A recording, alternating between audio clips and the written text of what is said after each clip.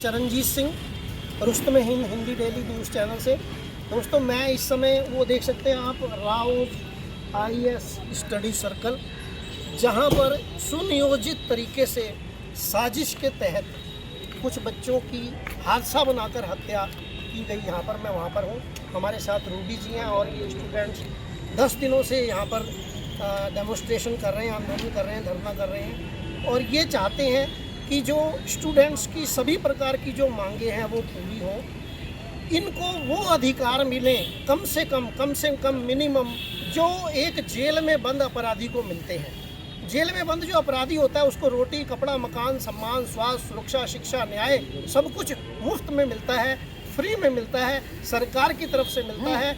लेकिन ये पढ़ने लिखने वाले लोग, पढ़े लिखे आईएएस, आईपीएस, आईएफएस, आईआरएस बनने जा रहे लोग, इनको क्या मिलता है? उल्टा इनको लूटा जाता है। तो हमारे साथ रूबी जी हैं। रूबी जी, क्या कहना चाहेंगे आप इस विषय पर? जो यहाँ पर ये हादसा हुआ, ये क्या हादसा था या साजिश थी या हत्या थी? क्या कहना चाहेंगे? मैंने तो हमेशा से एक ही स्टैंड रखा है कि ये हत्या है, this is a mass murder. क्योंकि आप इतने पढ़े लिखे हैं, जो कोचिंग इंस्टीट्यूट चला रहे हैं, खुद एक टाइम पे एस्पिरेंट्स रहे हैं, बहुत सारे तो रिटायर्ड ब्यूरोक्रेट्स भी रहेंगे, उनको अच्छे तरीके से सेफ्टी ऑडिट्स का पता होता है, उनको अच्छी तरीके से जो प्रॉब्लम, स्ट्रक्चरल इश्यूज जो लोकेशन की है वो पता होती है, उनको हर एक चीज़ के बारे में पता होता है। उसके बावजूद जो वो नेग्लिजेंस अपना करते हैं, अपनी आंखें बंद कर लेते हैं, कान मूंद लेते हैं कि हम लोगों को बच्चों की समस्याओं से ज़्यादा मतलब नहीं है, हमें सिर्फ पैसों से मतलब है।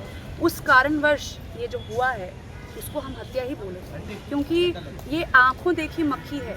ये ऐसा नहीं है कि उनको पता ही नहीं था और ये अचानक से हो गया, क्योंकि हमारी जो कीमत है जान की, कीड़े मकोड़ों बराबर है। हम उनके लिए आंखों देखी मक्खियाँ थे, डूब गए, बह गए, मर गए, जल गए, उनको उस चीज़ से कोई फ़र्क नहीं पड़ा।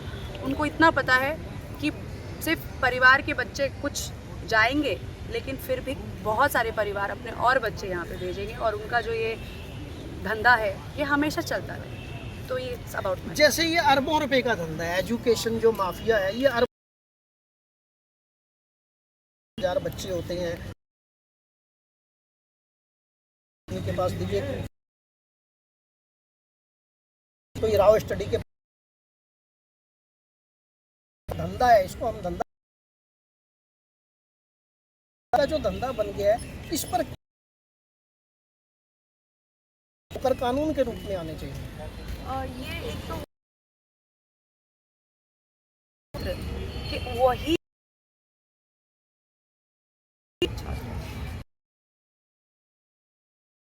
एक प्राइवेट एंड आया गया कर अगर जाती अंबानी के बेटे के साथ जो के साथ या साथ हुआ तो कैसा लगता है? कैसा होता फिर? तब भी बहुत बवाल मच ये इतना ज़्यादा जो है ये एक रूप ले लेता, और तब भी यही होता, सरकारें गिरती, तब भी यही होता, ये बिल्डिंगें गिर जाती। लेकिन क्योंकि यहाँ पे एक आम बच्चे की ज़िंदगी दाव पर लगी थी, जो कि मैंने पहले भी कहा कि हमारी जान की कीमत कीड़े मकोड़ों बराबर है। रूबी जी, मैं माफ़ी चाहता हूँ, प्लीज़ ये वर्ड यूज़ मत करिए, क्योंकि मुझसे सुना नहीं जा रहा है ये वर्ड कि आपकी ज़िंदगी कीड़े के बराबर है। मुझे माफ करिए सर, आपको ये बताना चाहेंगे हम तो कीड़े मकोड़ों की तरह रह रहे हैं कि ये जो अरबों खरबों का बिजनेस कर रहे हैं, इनको माइंड को टैकल करना आता है। इन्हें पता है कि स्टूडेंट्स हैं, क्या कर लेंगे, कितने दिन तक करेंगे। इन्हें पता है कि हम इसको कैसे इस कॉन्स्पिरेसी को कैसे क्रिएट करके और हम इसको एक नई दिशा दे देंगे। उन्हें पता है कि इनकी डिमांड क्या है। डिमांड जो है हमारी छोटे लेवल पर है, लेकिन हम लोग ये चाहते हैं कि हमारी डिमांड सिर्फ हमारी नहीं है, इस उन चाहते हैं हमारे, आपकी तरफ देख रहे हैं,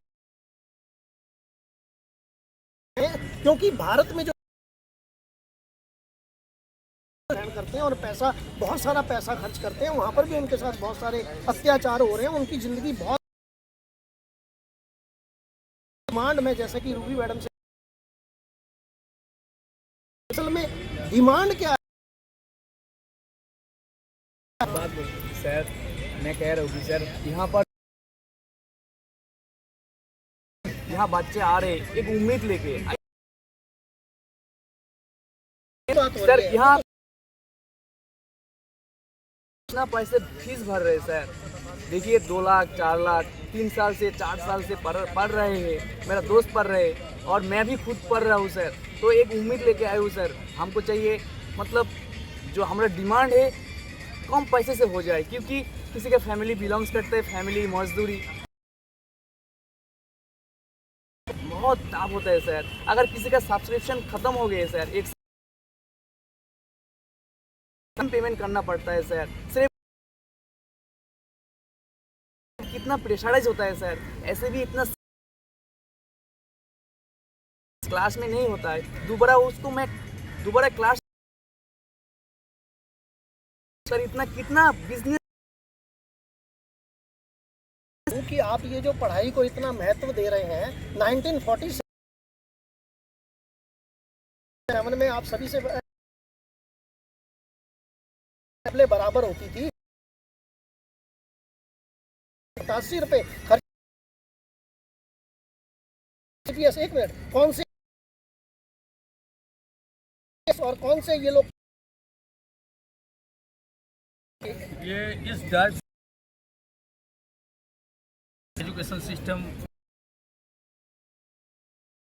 लेवल पे हो, कॉलेज लेवल पे हो, टीचर्स पर सर क्यों हम आपने ऐसे टीचर पा रहे हैं? क्यों हम कोई ऐसे स्टूडेंट्स को कुछ फाइनेंशियल टैक्स लोगे? हम यहाँ से अगर हम आईएएस नहीं बनते हैं तो हम तो उसमें क्या मजबूती सरकार इसको आगे बढ़ाने में अपना योगदान अच्छा से अच्छा दे सकें। अब ऐसे सरकारें चुप रहती हैं, सरकारों के चुप रहने से क्या होगा? मैं शुक्ला जी वाली है, क्योंकि हम सबको टैग करेंगे। हम मेरा ये अपनी निवेदन दुनिया है जी, हमारा भी ये निवेदन है कि दुनिया देखे ना देखे, हमारी बहनें जो भी देख रही हो, जो भी सुन रही हो, हम ये कहना चाहते हैं ये एक रीजनल मुद्दा नहीं है, ये एक इंटर स्टेट डिस्प्यूट।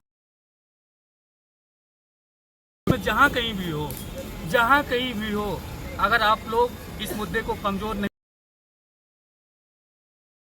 सबसे अपील करते हैं कि आप सभी इसको डिजिटली तो उसका पूरा प्रयास करिए कि डिजिटल बात सुननी पड़े। और ये जो कोचिंग का एक हिस्सा बार बार में बता रहे हैं, लेकिन दुख की बात तो ये है कि कोचिंग इंस्टीट्यूट्स तो हमारा कमर्शियल बॉडी का पार्ट है। तो अगर हम लोगों ने उसको बाहर लगाएं तो लगाएं किससे? ये जो मुद्दा है देश में वहाँ का स्टूडेंट और वहाँ का भविष्य वो तो बना सकते हैं। अभी हमारे पास यूथ है, हमारे पास सबसे पॉपुलेशन है, उसमें सबसे ज़्यादा यूथ है। अभी अगर कुछ भी करना है हमारी डिमांड, जो पर्सनल डिमांड है सिस्टम, आप सभी डिस्ट्रिक्ट में किसी भी बच्चे के बारे में बताइए, क्या सिस्टम, कौन सा सिस्टम ऐसा हो कि ऐसे कितना फीस लेना है, कोई रेगुलेटिंग सिक्योरिटी क्या मिलना चाहिए, ये कौन बताएगा? ये आपके जरिए से, आपके माध्यम से अभी तक हम अभी तक को 77 साल के करप्शन में बिजी है ना, तभी तो हमारा देश, तभी तो आज हमारी ये हाल है। आप बताएं कैसे बनाए इस देश को बेहतर, कैसे बना IFS IRS आपने बनना है। पहले तो जो है इस देश का सिस्टम पहले एजुकेशन के लिए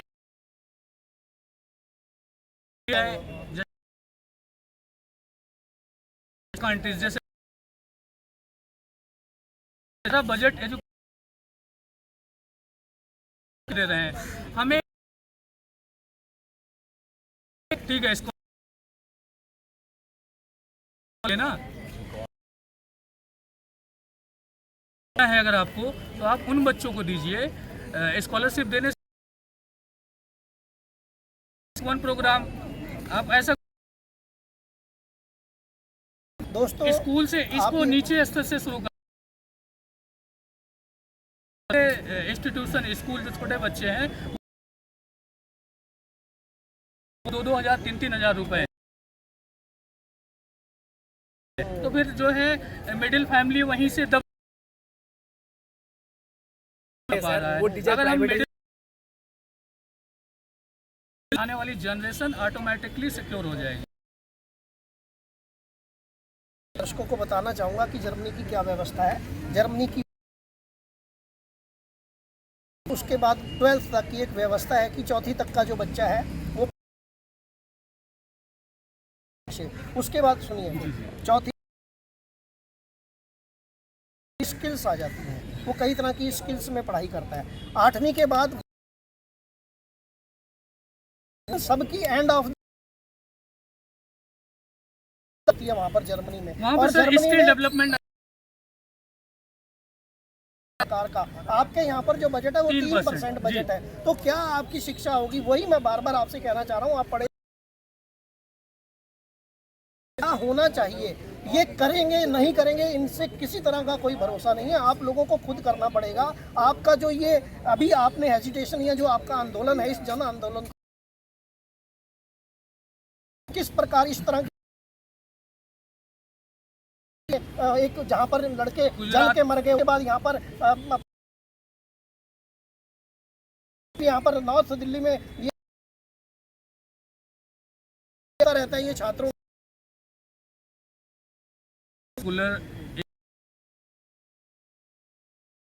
होता है उसके क्या है, तो इससे क्या होता है कि बट ये हो चुके हैं, होते हैं देहरादून में ऐसा चल रहा है। एक किसी पार्टिकुलर व्यक्ति की समस्या बच्चे ही नहीं, पेरेंट्स, जिसके भी पेरेंट्स टॉप प्रायोरिटी गवर्नमेंट्स के अंडर में काम करके वो अपने आप को गुलाम ना बना आने वाले भविष्य के लिए, ताकि कल को आपके बच्चे पहुंच गए हैं। जैसे अभी हम लोग IAS IPS बनने के लिए यहाँ पर बन गए हैं, उनसे हमारी बात होती है तो कहते हैं हम सिस्टम से घिरे हुए हैं। क्या सिस्टम से घिरे हुए हो? अरे सिस्टम से आप घिरे हुए हो तो अच्छा करेंगे। अब आप बताते हो सिस्टम से घिरे हुए हैं, सिस्टम से क्यों घिरे हुए हैं? The rule. स्टूडेंट्स जो हैं काफ़ी परेशान है, पूरे देश में इस तरह सरकार उसका हल नहीं निकाल रही है, और सरकार उस आती ये भी किसी को समझ में नहीं आ रहा। कंफ्यूजन को दूर करने के लिए पर इस मुद्दे को लेकर आ रहे हैं, जिससे कि सभी छात्रों का सर्वांगीण विकास, सभी प्रकार का भला हो सके। तो अंत में कोई आप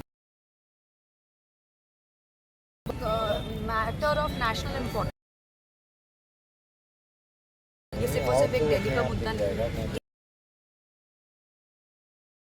हरासमेंट यहाँ पे दिल्ली के स्टूडेंट को हो रही है, वही सेम हरासमेंट